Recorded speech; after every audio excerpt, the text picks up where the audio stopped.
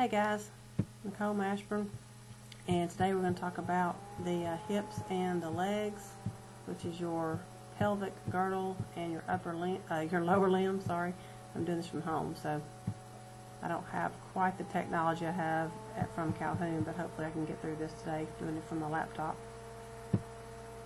Alright, so we're going to do the pelvic girdle, which is basically your hips, and we're going to do your leg. So let me get my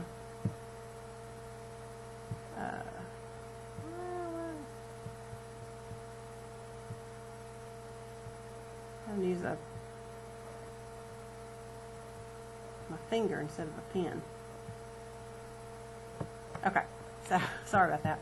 So your pelvic girdle, remember a girdle is something that holds you on, right? So this is basically how your axial and appendicular skeletons come together, basically at the hip. So where your hip bones connect to your axial skeleton, so this is going to be your pelvic girdle, all in here. And then you have your leg. You have your thigh bones, which are your femurs, and the bones of your lower leg, which is your tibia and your fibula. So let's move and start talking about the hip bone. When we talk about the hips, we have two main bones. You have what we call the coxal bone or os coxa. So there's a left and a right.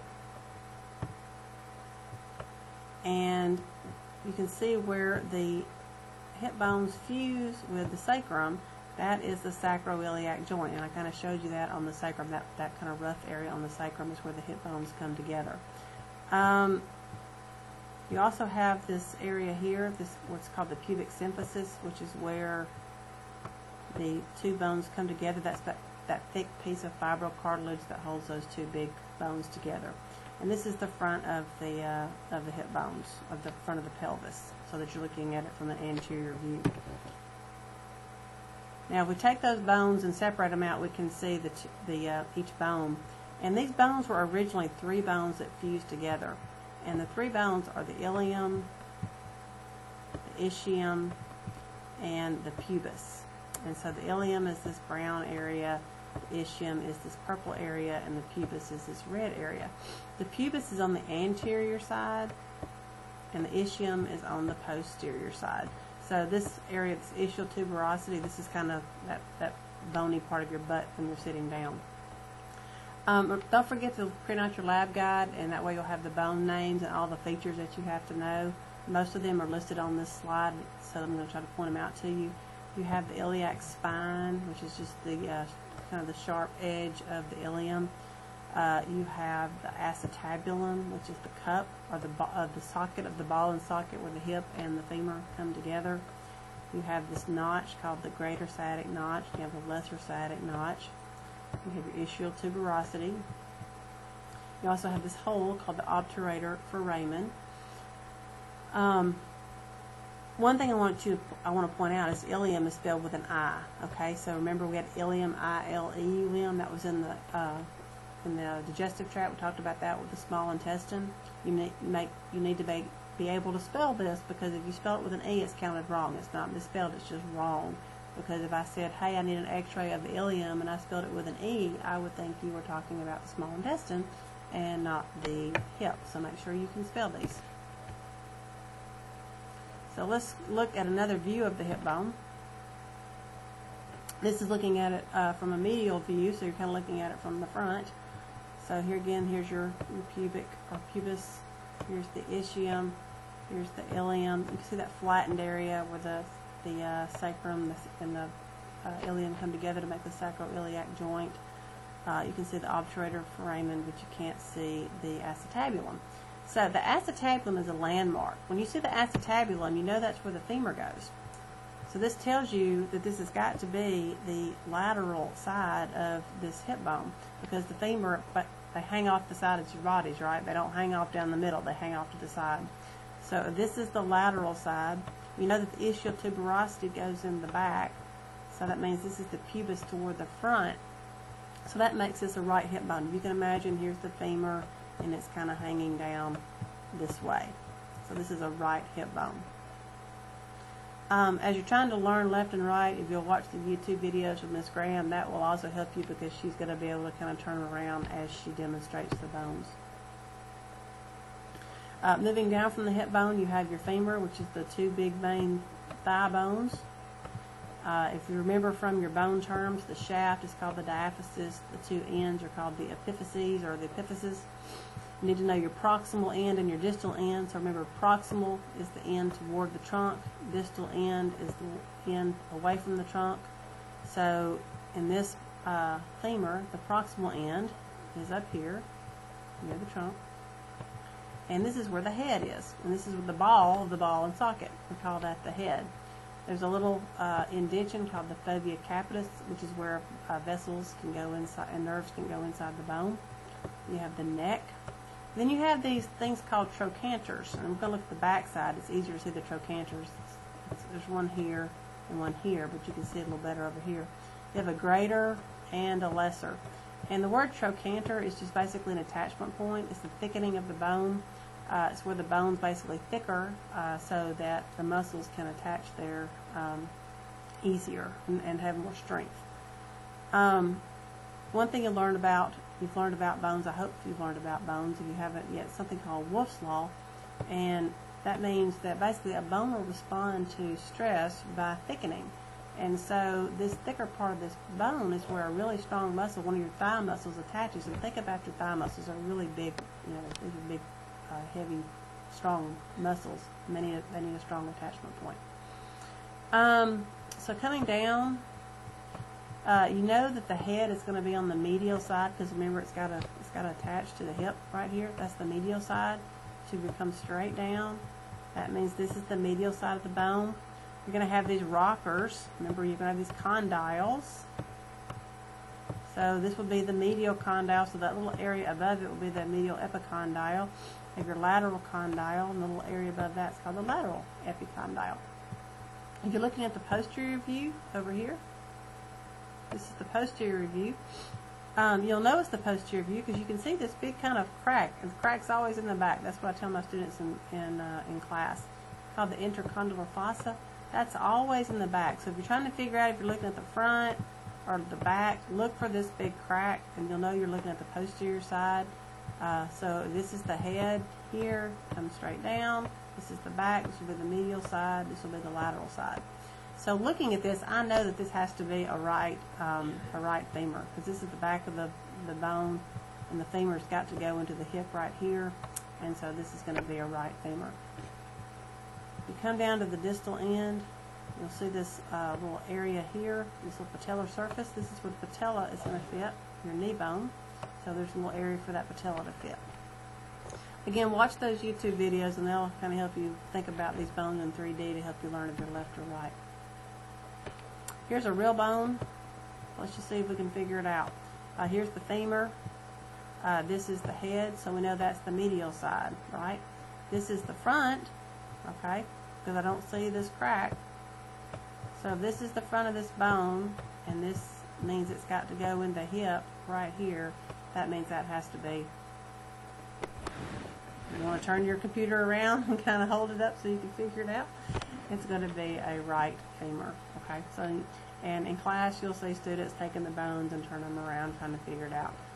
So if you want to take your book, take your PowerPoint notes or whatever, and kind of hold them against your body to figure out which way the bone is, that's fine. You'll figure it out. It just takes a while. It takes some practice. All right, so this next bone is the two bones of the lower leg. You have your tibia and your fibula. Fibula is the one with the L. It's not tibula, it's fibula. So when you fib, you lie starts with L. Maybe that'll help you remember it. The tibia is the medial bone, so here's the femur up here. So you come straight down from the femur to the tibia. It's the weight-bearing bone. The fibula is more of a stability bone. At the top you have your surfaces where the femur articulates. Again, this is the medial bone. That means this is the medial condyle. This is the lateral condyle. Coming down, you have what are called your malleolus. You have a lateral and a medial malleolus. If you reach down to your ankle and you feel those bumps on either side of your ankle, that's what you're feeling. So the medial malleolus is part of the tibia. The lateral malleolus is part of the fibula. You also have this little bump right below your kneecap, which is called the tibial tuberosity, and it's just another attachment point. turn the bone around, looking at the back side, the posterior side, you can see those surfaces where the femur articulates. You can see that these bones, they have some membrane that connects them. Again, the fibula kind of stabilizes the tibia. The tibia is the big weight-bearing bone. It's the medial bone. So when you come down on the medial side, this will be your medial malleolus, and this will be your lateral malleolus on the fibula. This is just another real bone. I'll kind of let you see. You can see some of these features on a real bone. Alright, looking at another skeleton, you can kind of see, you can see where the tibia and the fibula come together at the foot to make the ankle. So those bumps on either side of your foot, that's where the malleolus are, your medial and your lateral malleolus. And then you can see it on this side too. This is this one is a, I'm sorry, you can see the tibial tuberosity here and here, and then of course here's your fibula. Alright. Again, looking at it, you can see where they come down onto the foot. This is actually the calcaneus of the foot. You can see where they kind of join there. I just want to kind of get a blow-up view of that.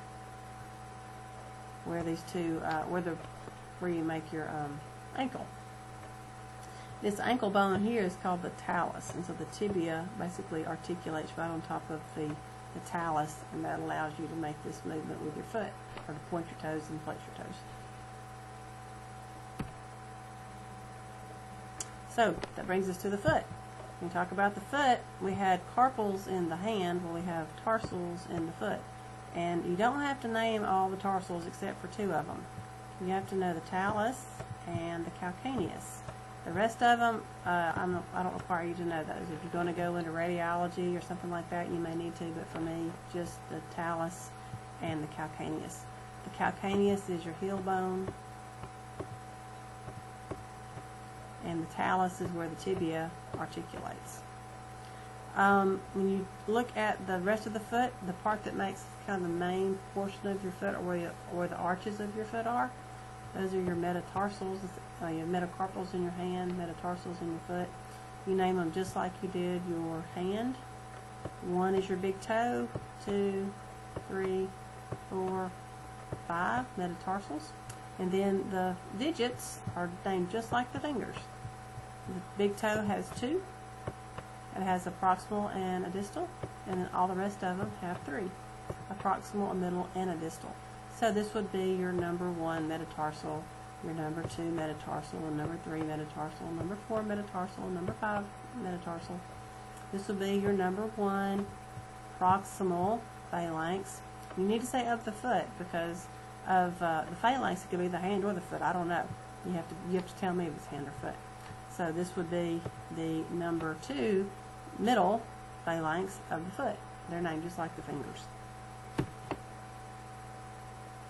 This is a side view, so you can kind of see this is that first metatarsal, so this is your big toe.